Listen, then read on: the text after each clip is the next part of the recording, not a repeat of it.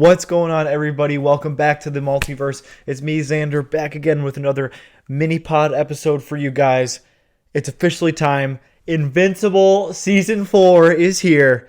The Spider-Man Brand New Day trailer came out last week, and tomorrow, as of the recording of this video, is Daredevil Born Again Season 2. What a time to be a fan of comic book media. Specifically, I am so thrilled. I'm going to give you guys an in-depth review. We're going to go over the Spider-Man Brand New Day trailer. We're going to talk about the first 3 episodes of Invincible and talk a little bit about Daredevil to cap off the episode.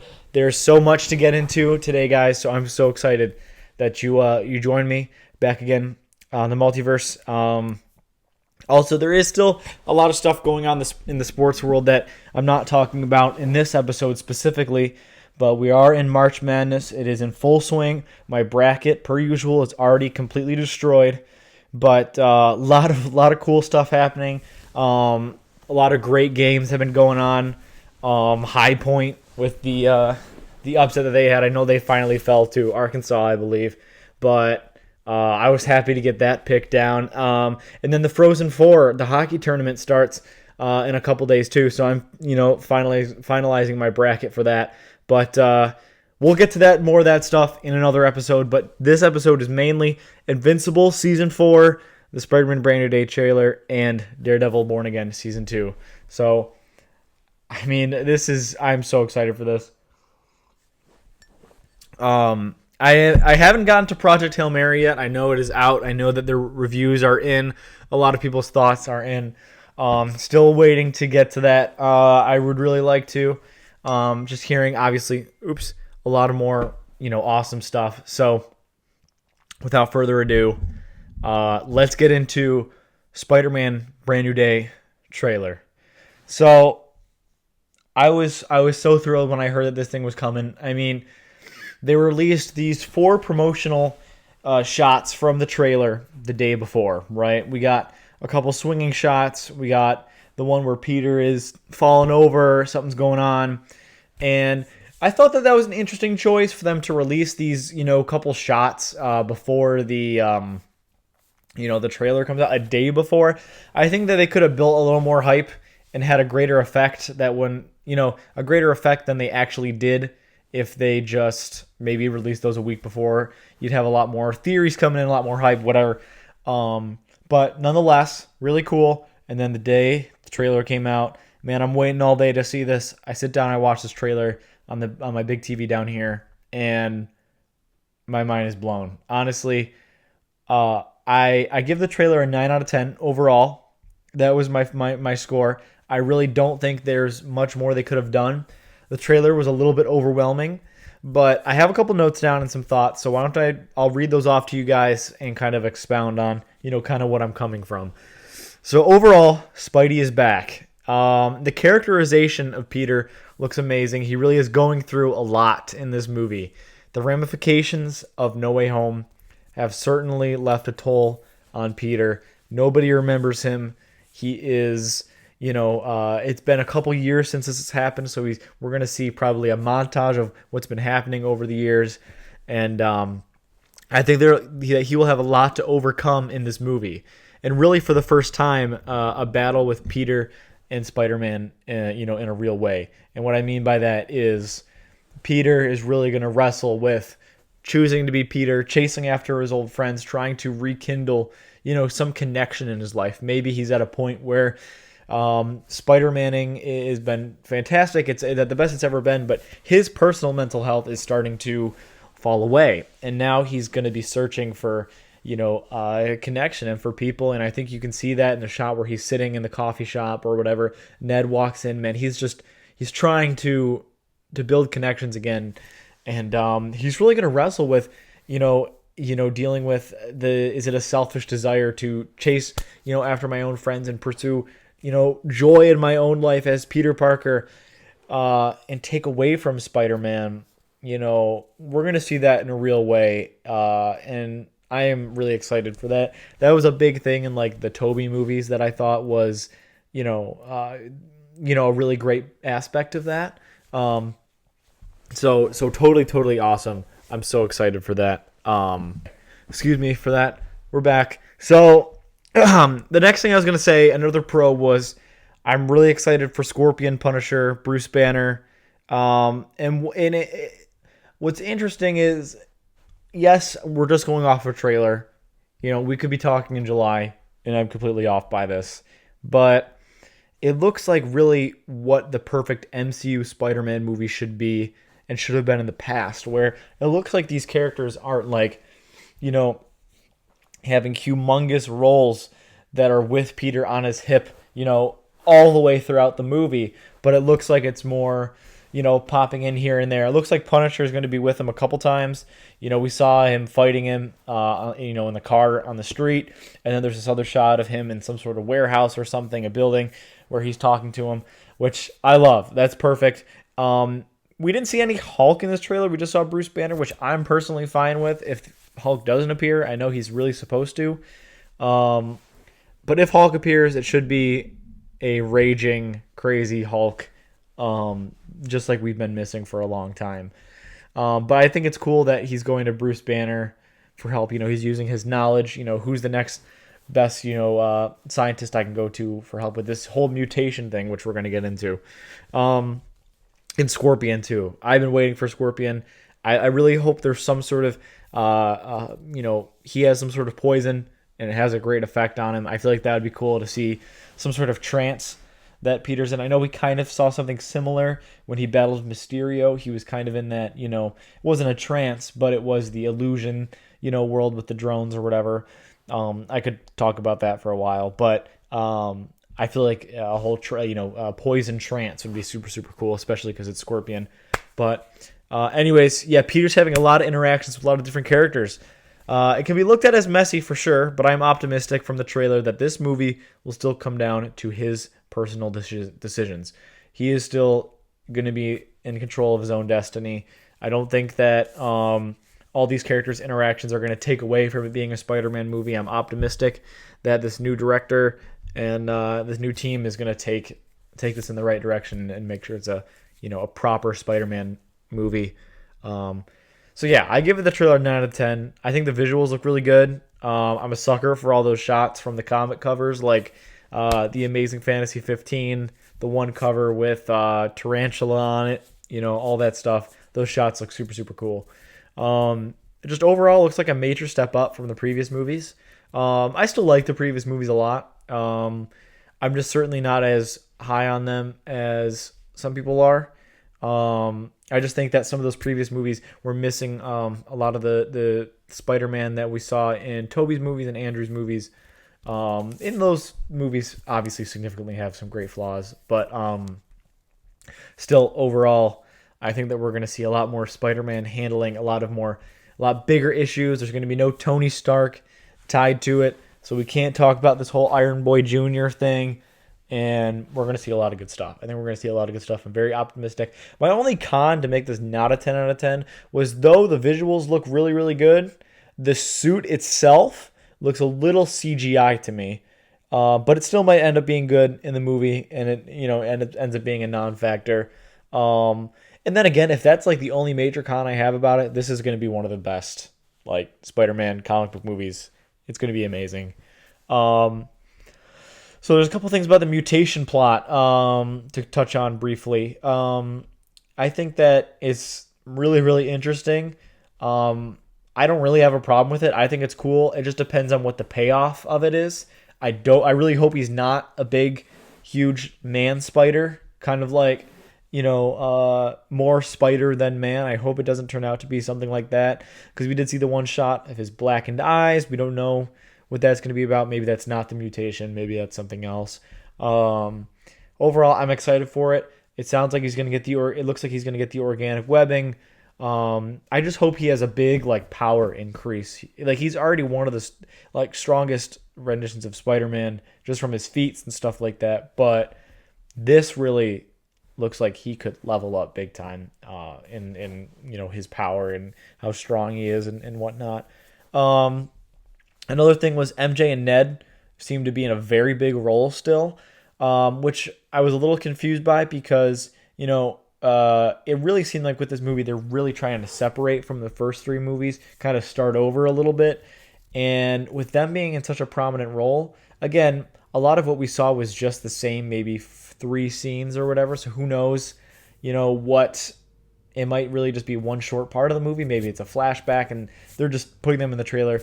But if they're in the trailer this much, they probably have a big role. So we'll see about that. I feel like if they're really trying to separate from the first 3 movies, they shouldn't be in a big role. We should be seeing a lot of new characters and not rehashing old stuff.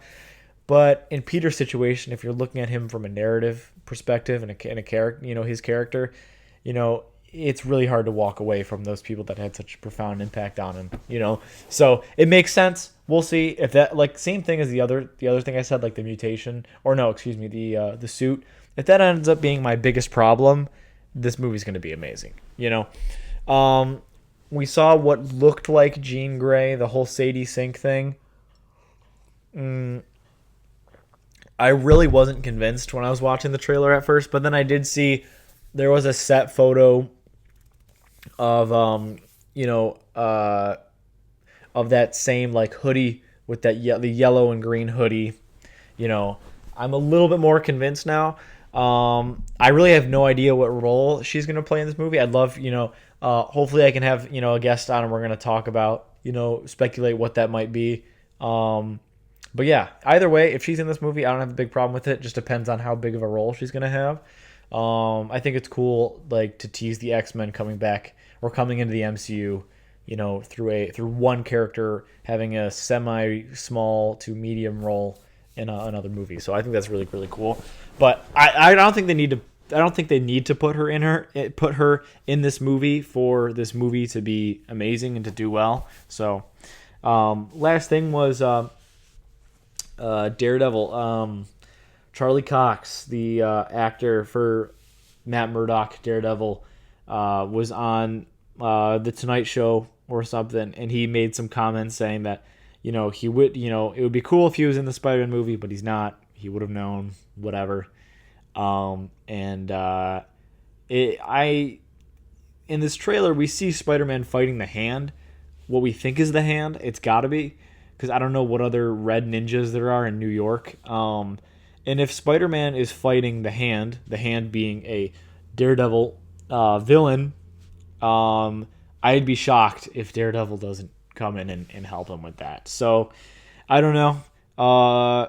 I love that we're back at this stage where we have this awesome, trailer and we have stuff to talk about in the MCU and speculate like this.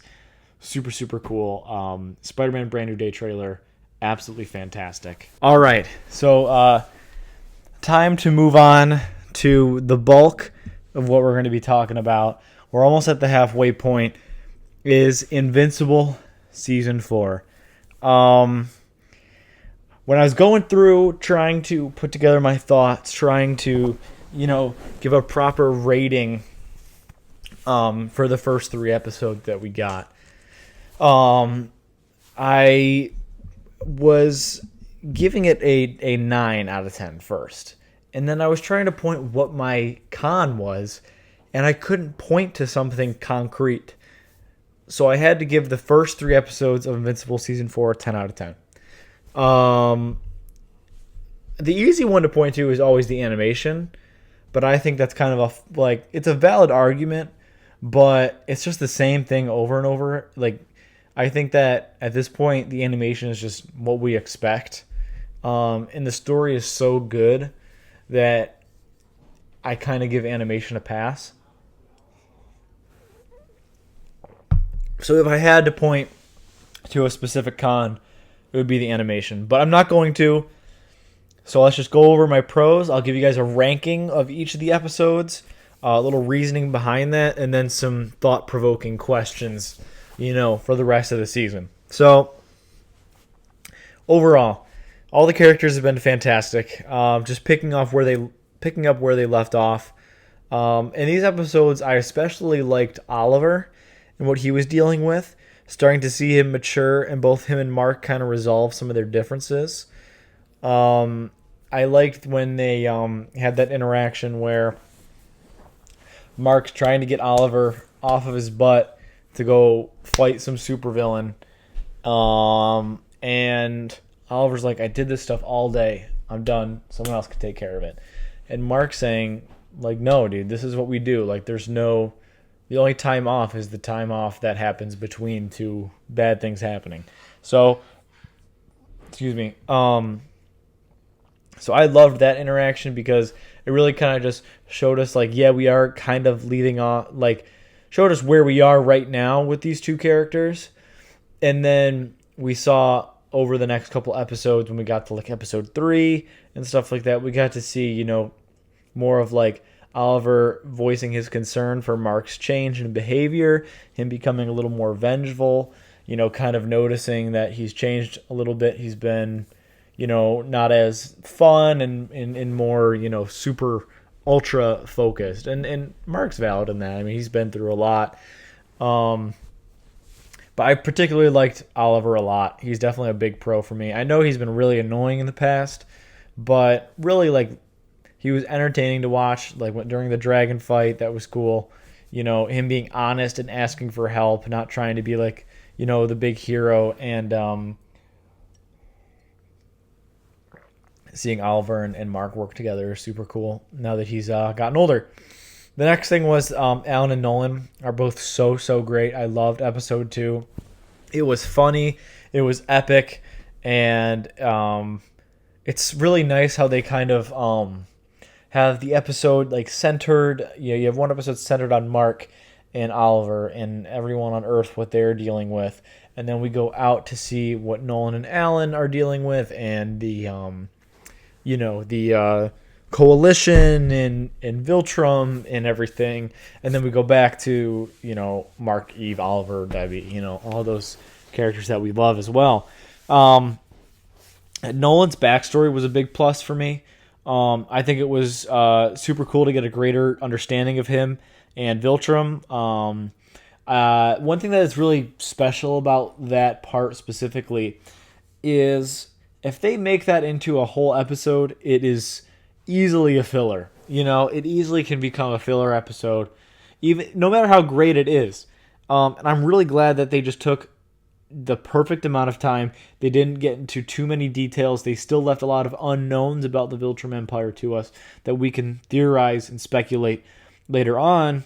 So I'm really glad it was only the beginning, and it contributed to the story that we're following, because we saw, the fast forward to that time when Nolan is interacting with Thetis, and they're talking about was it the Purge virus? Shoot, I forgot the name, but the virus that was wiping out billions of Viltrumites, and that was just a super shocking intro.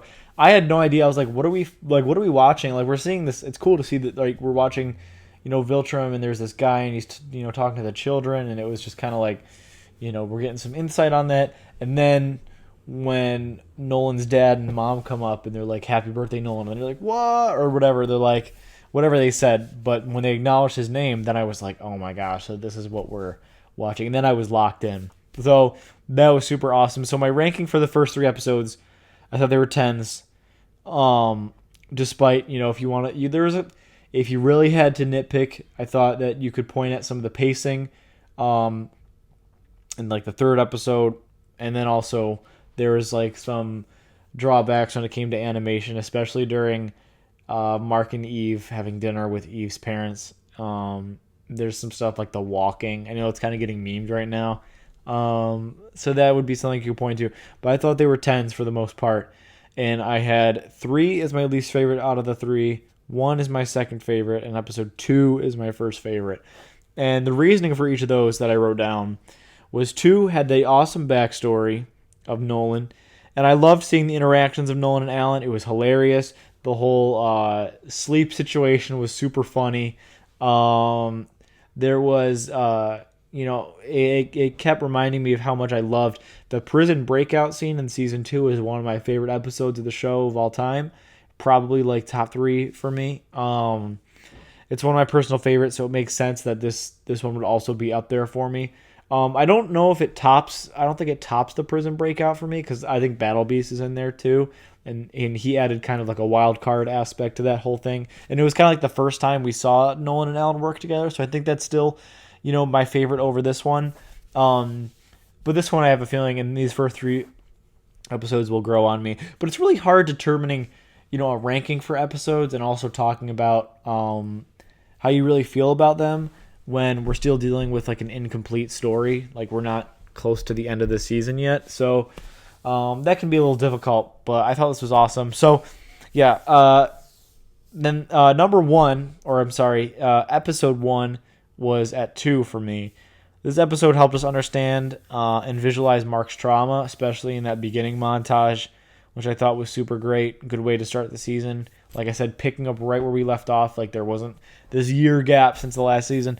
And also, I thought that the Sequids battling, the fight with the Sequids was really, really cool. The big question mark for that whole sequence, that whole battle was Mark right in killing that guy. I'm forgetting his name now, but the guy, the kind of like the Sequid leader, right? Was he valid in that? It's so tough to say because from a perspective of like if we were Mark in the situation, and it looks like because if the Sequids break out of there, this fight with them goes on for who knows how long. Like I think that it's totally valid what the GDA was saying, and how the Sequids and that they would just run rampant everywhere around the world if this dome didn't hold. So something had to be done, and Bulletproof, he may have made it there like a second later, but it's at 1% like health, and then the whole dome, like it's not just one wall, dude. The whole thing goes down. So then they all escape from separate areas, and Mark knew that he had to do that. I'm not too upset about it, and Mark has already told us. I think. Let me get to this, and then I'll get to the other thing. Mark has already told us that if his family's in danger, someone important to him is in danger, he's not going to hold back.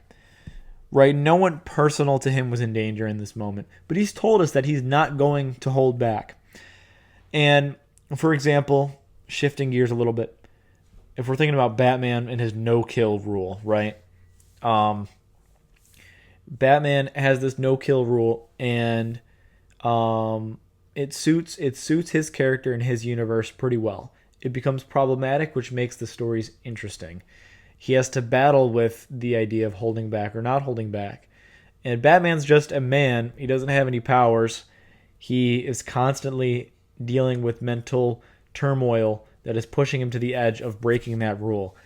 Mark is a very, very powerful character with a totally different set of circumstances and totally different foes as well. So I'm not too mad about Mark killing the guy. I think it made sense. But what will become more interesting is the interactions that Mark will have with different people. Because it's like no kill rules in superhero media and comics and stuff like that. It's great depending on the character, but overall it can just be kind of dumb. Because, like Mark said, the Viltrumite War, like all the the Invincible War with all the variants, dude, like they would have torn they tore the world apart. And if Mark killed Angstrom the first time, or he killed Angstrom sooner, probably wouldn't have happened, or at least not to as great an effect, because we know that Angstrom somehow survived that beating anyways. And the same can be said for, some other people too.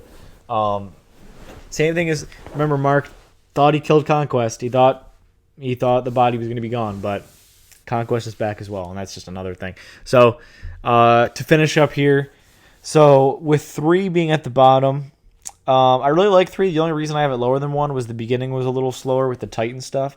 Like, I think the Titan stuff is great, but, and again, these episodes had such a close margin for me. This is kind of just what I ended up deciding on. But I love seeing the Guardians fight the Flaxons again and seeing Robot and Monster Girl go in and take them down, because that leaves us with another question. We're going to see them probably age, because on Flaxon, right, they age faster. It's the time is different. So I also love seeing Oliver fight the dragon, which I thought was cool. Like I said, just like one more, just like episode 1 more, because it was a nice intro to the season. But I did like the Flaxen battle more than the Sequid one, I think. And Conquest Escape was pretty crazy as well. So that was an added point for episode 1. So, yeah. A lot of question marks. Eve, losing her powers. We see that it's because she's pregnant now. Don't know what's going to go on there.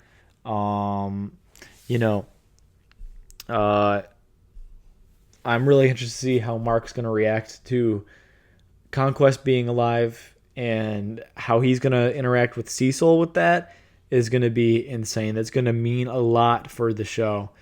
Because Mark still doesn't work with Cecil, trust him, but they're kind of earning each other's trust back a little bit, but still pretty crazy. And that crash out will be insane. So, so excited for the next episode of Invincible on Wednesday. I think there was some sort of short video released about it. I'll have to take a look. But either way, I'm so excited about it. We'll be talking about it next week. We'll also be talking about Daredevil, which we're going to shift gears and just kind of preview a little bit. We'll be talking about Daredevil next time as well. But for this short little Daredevil segment, I'm so excited for Born Again Season 2. I was a little bit lower on Born Again than the other Netflix seasons. And I think that Born Again Season 2 is really going to blow the first season out of the park. I mean, I think it really will. I put down a ranking of the seasons that I have here. So, considering the Netflix seasons and the Disney Plus original series, Born Again, 3 is my favorite. Daredevil Season 3, then Season 1, and then Season 2, and then Born Again at 4. But really, all those 3 seasons of the Netflix series are really interchangeable. But the reasoning behind that was 3 is my favorite season of a show like ever made. Maybe it's just unbelievable. The arc is amazing. I'm reading the comic Born Again right now, and a lot of it is super. There is panels taken right out of the book that were in Daredevil Season 3, and that's just amazing to see. Matt loses everything and has to rise up against Fisk that's even stronger. Now that he's been in prison, he gets back out. Bullseye's amazing in that season. His episode was fantastic. I do really like when shows change up the pace a little bit and give you an episode on a specific character. I think that, I know people say that 3 is a little bit slow to get going, but just because he's not Daredevil until, a couple, episodes in, he's still kind of recovering. I think it's still really, really cool to see him kind of hiding out, see him, at this really, really low point. And I love Matt Murdock too, so. But Season 1 is second best. I thought its payoff wasn't as good as Season 3, but it's still like a 10 out of 10 season. I just thought that the whole parts where Daredevil is sneaking into Fisk's penthouse and all that stuff, and Fisk is trying to get back there in time, and they're having that dance because they just got married, Fisk and Vanessa, right? And that Bullseye is there, and it's just it's insane.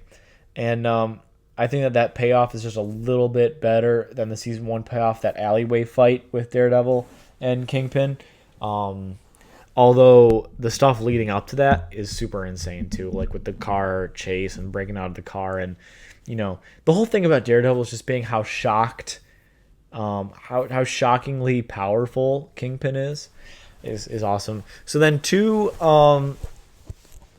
I'd probably give a 9 out of 10, just because you can get lost in the sauce with the stuff with the hand can get a little confusing. But Elektra's really good, and I like that she kind of pushes Matt's limits in that season. I like that we kind of see where his no kill rules kind of coming from. Also, introduction of Punisher is peak, and that season has to be like a 9 out of 10 because of that as well. So then Born Again's last, just because there's definitely a quality difference for sure. And it's a little messy. It's probably a 7 or 8 out of 10. But Fisk as the mayor is super, super cool. And I love how Fisk and Matt both kind of push each other to become their former selves again. When they have that scene in the diner, that's like the point where we see, what each other's intentions are. Matt's kind of grilling Fisk on, what are you gonna do as mayor, man? They know each other's identities, they know what's going on, and then from there we see them kind of separate and both get pushed to the extreme from each other, which I think is really, really cool. But I think Born Again has more filler, and it's tough because it's a shorter season and there wasn't as much content, and it took a little while for things to get figured out, and it was a little messy. So that's why it's at the bottom, but it's still a really great season of a show because the characters in it are just great. So yes, Born Again season 2, man, we're seeing this new black suit. We're seeing Daredevil and Jessica Jones is gonna be back. So we're seeing some other vigilantes, rebelling against Fisk's anti-vigilante force. I'm really interested to see how this will tie into Spider-Man 2, because if you notice in that Spider-Man trailer, when Spider-Man receives the key to the city, it is not Fisk who's giving it to him. And tradition, like mayors give the keys to the city, you know what I mean? So that was a little strange, and I was a little confused by why Fisk is not the mayor. Either we'll find that out in Born Again, or that scene in the trailer of Spider-Man Brand New Day might be a flashback to before Kingpin becomes the mayor. So who knows? But gosh, this stuff is insane. I'm so excited. That's tomorrow. So next episode, whether it's a mini episode or a full episode with a guest, you can expect we're going to be going over the next episode of Invincible. We'll be talking about Born Again, and we'll probably also be talking about Spider-Man 2. But hopefully we can also get into, some of the March Madness stuff, some of the Frozen 4 stuff, because that'll be in full swing as well. And just such a good time to be talking about this stuff and then the sports stuff too. So for next time, make sure, if this is your first time watching, to subscribe, hit the bell for the notifications so you guys won't miss when this stuff goes uploaded and it goes live. Follow the Instagram, TikTok. If you're listening on Spotify, also take a look at those things. Check out the YouTube. But all the links are in the description of the Spotify or the YouTube video. So check those out down there. And let me know your guys' thoughts below. If you're watching any of these things, or if you're interested in looking into any of them, man, let me know what you guys thought of that stuff. And I'm just so excited to be at this point with the show where we got all this stuff coming out to talk about, live with you guys, so that you can hear my thoughts. So with that being said, thank you guys for tuning in once again, and I will see you guys in the next one.